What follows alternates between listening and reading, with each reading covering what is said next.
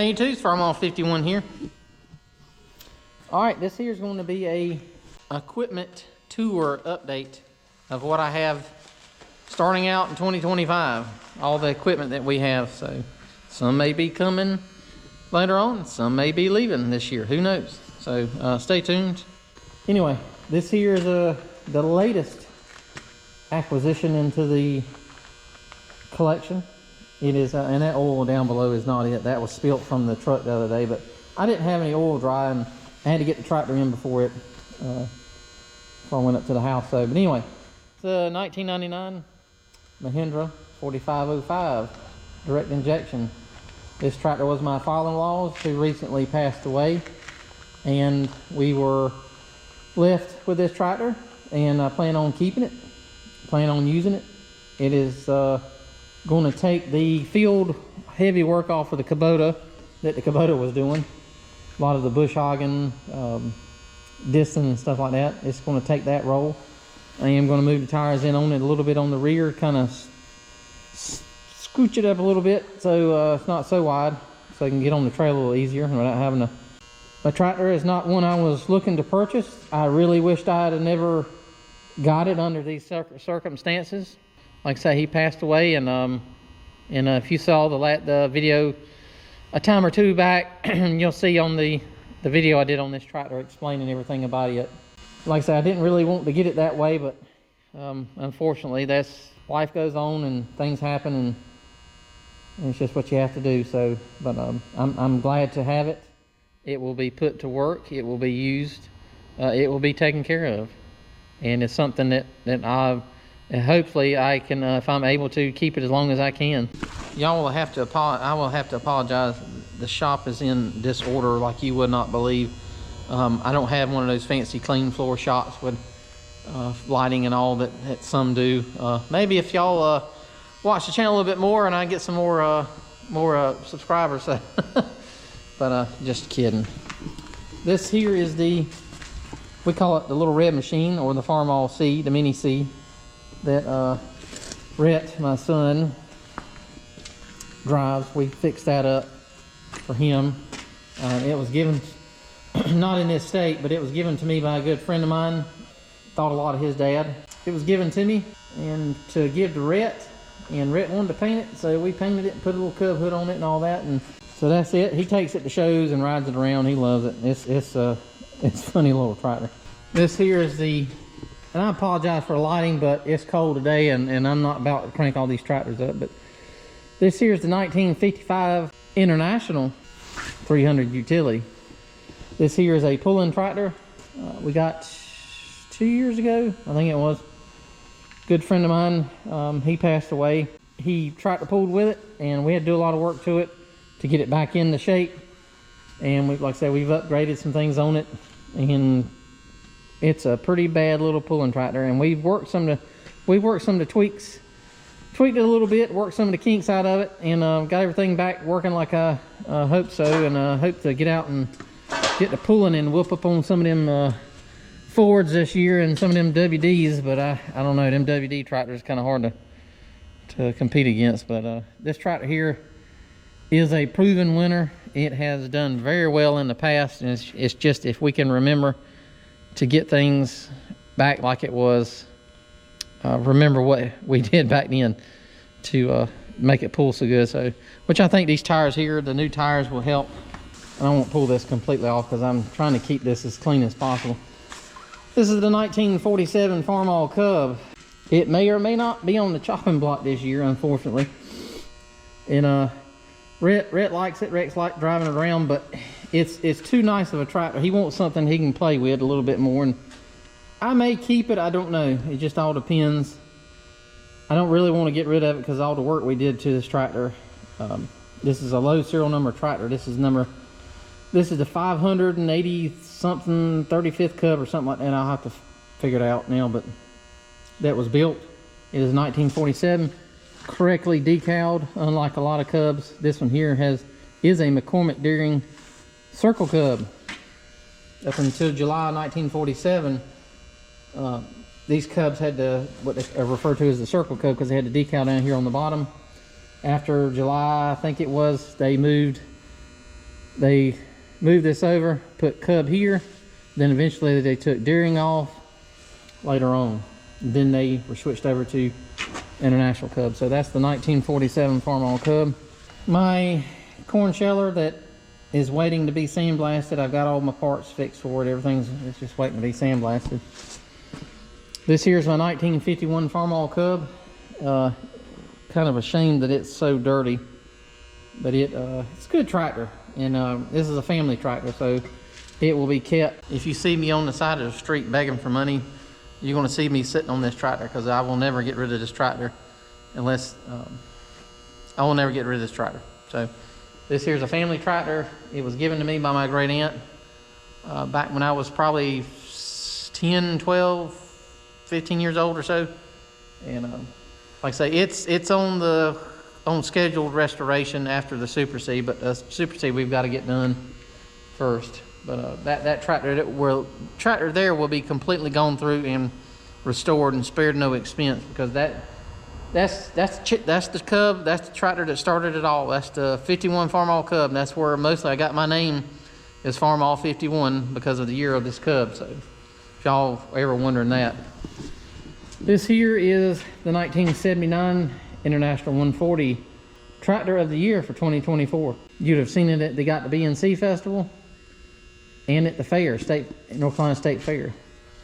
This here is probably one of the best unmolested original looking 140s that I've seen in quite some time. There's a lot of nice ones out there, but this tractor here, the steering is tight on it. Other than the tires, I gotta get some better tires for it, but it's rare to find one of these tractors down here that is unmolested and butchered, wore out, beat up, wrecked, you name it. So, but I like it. I don't plan on getting rid of it unless somebody wants to drop about 10, 11,000, then it might go down the road, but it have to be on a good day. This here is the number 30 hay wagon, and I'll try to, maybe I can find a picture of it. It's tucked away in here right now in storage. We thoroughly enjoy this wagon and use it in a lot of the parades and shows that we go to, mostly parades and things like that. And we give a chance for, gives a chance for a lot of the families that are in the chapter to bring their kids and wives with them to ride in the parade in that way. And I've always said, and I don't mean this in a derogatory way, but a lot of times these tractor clubs are seen as old man clubs or things like that. And yes, the majority of people in there are old men, but not saying, you know, they're, if you sit down and talk to them old men, they're really great guys with a lot of great stories of people who worked on this stuff, drove this equipment in its prime. And these tractors are still in their prime. There's tractors are still running long after the computer chips and all that have failed. But that gives it a way that a lot of these people can see and said, hey, they're not just, you know, a bunch of old guys. There's some women involved. We've got several women that are members and several kids that are members in our chapter. And anybody that knows anything, or it's one thing you have to understand, is if you don't have the youth in your organization, whether it be a church, regular club, whatever, if you don't have kids in it, you're doomed to fail. You will fail eventually. And that's one thing I made sure of is I wanted to make sure that everybody's involved, everybody is a part of it. We go to tractor shows. We got, like I say, Rhett and a couple of the little other boys. They all got their Cub Cadets and they're running around having a ball. And that's what you want to see. You don't want to see just people sitting around doing nothing, but doing nothing. You need to be doing something. If you're not, like I say, if you don't have kids in your organization or a lot of kids, then you need to reevaluate what you're doing, because that is the future. So over here, tucked in here with everything, is my little 2001 Kubota B7500 hydrostat 4-wheel drive. This tractor here over time has made me a lot of money. Not a lot of money so much, I'm not rich by no means, but it has made me money in my business. And it is a tough little tractor with 2,073 hours on it. Like I say, it is the perfect size to fit on a 16-foot trailer. The perfect size to get in through most gates. And like I say, it has moved many a yard of mulch with that little bucket right there. So very handy little tractor. And like I say, I've enjoyed it quite a bit. And then they got it with 15 hours on it, and it was a 2001 model. So good little tractor. And even though it's my I call it my Japanese cub. It is a little cub, so Cub Oda. It is a 1955 Farmall 300. This tractor here was bought or sold in Durham, North Carolina. And the neat thing about this tractor, it has a lot of features on it that normally you don't see. It's got the fast hitch on it, of course, but it has the tilt cylinder on the front. That was another little more expensive option. I don't have my lights on it yet, but it's got the belt pulley on it as well. And it is a good running tractor now. It's about 99% complete, ready to go. I got the sheet metal off of it because I was timing and trying to get that fixed and straightened out, and we finally got that figured out. We had a starting issue. It would not start on its own power, and you would shoot ether in it, and you would choke it off, and the only way you could get it to start was pulling it off. And I've checked the compression. The compression is good on it. It was just off on timing, just enough on the distributor. It's running fine, but it won't quite. It's running better now, so it will start under its own power. But this tractor here, hopefully, Lord willing, it will be at the plow day in March with that 3-bottom plow outside. So that see my sheet metal over there, but hopefully I can get that going. Like I say, it's kind of aggravating trying to figure all some of that stuff out on it, but anyway, we've got it going. This is Rhett's 1983. Oh, I'm trying to think of the date. It is 300 and some odd from the last International Cadet 382 hydros made. There's only 300 and some after this, and then after that they went to MTD, or being made or stamped MTD on the side there, or they were still like this right here, but they had MTD on them. So that's pretty neat. This is close to the end here, along with the 140 there. But this is a neat little mower. Rhett uses it to ride around a lot of times at shows. It's a good little throw it on the trailer and go. Does have the Briggs and Stratton on them. This was more or less an economy mower. It was called the Cadet line. He takes that to shows. He thoroughly enjoys it, and he's the back-to-back 3 or 4 time slow tractor race winner, Mike's Farm Show in Baxwamp, North Carolina. This here is the 1951 Farmall Super Z. This is the second tractor we ever purchased.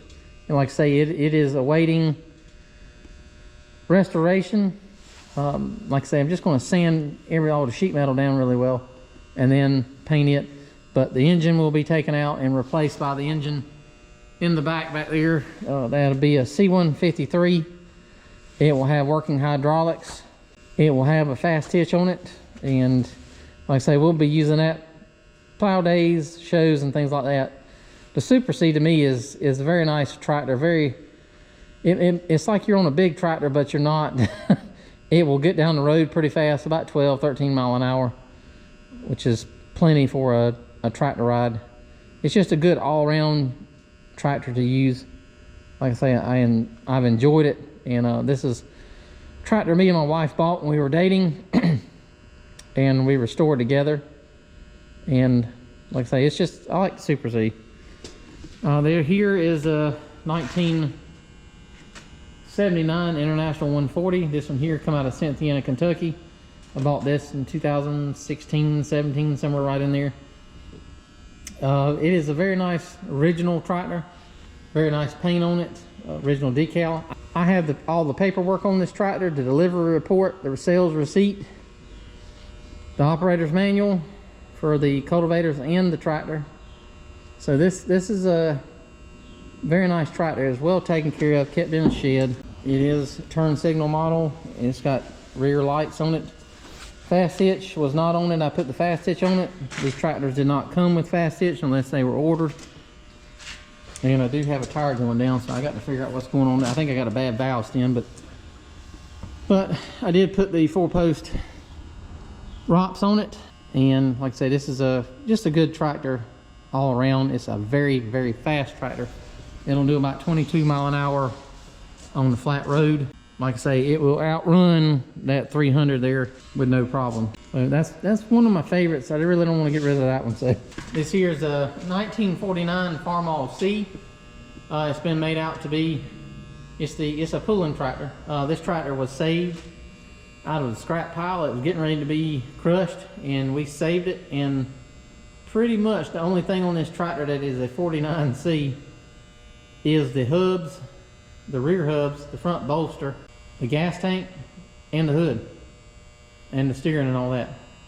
Everything else on this tractor has been replaced, repaired, or changed out.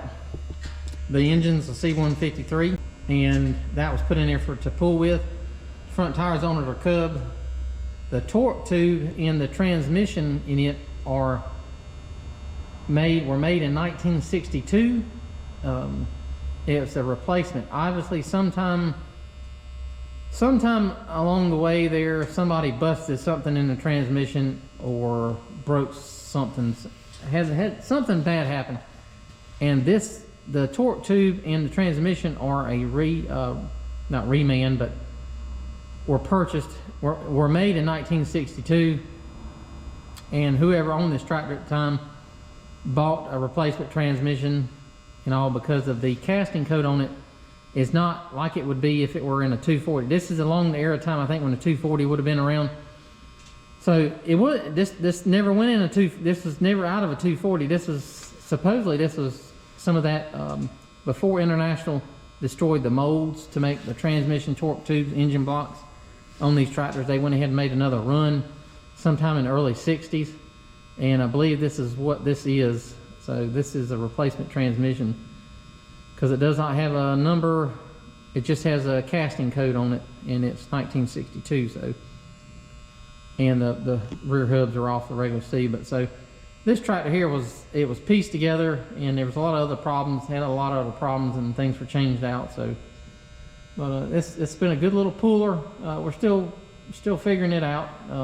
We do pretty good with it, and it hadn't won much, but we have fun. That's all what it's all about. It's having fun. Serial plate, 194 plow. You can see I had the plate redone. This is completely restored. This is my number 8 little Genius plow. Been working on it, getting a few little things fixed on it. A friend of mine gave me this, and I want to plow with it some. I got everything fixed on it. I think I'm still waiting on another plow bolt or two to put it together, and then we'll be ready to go. And this plow here is going on this here is one of the close to the last purchases.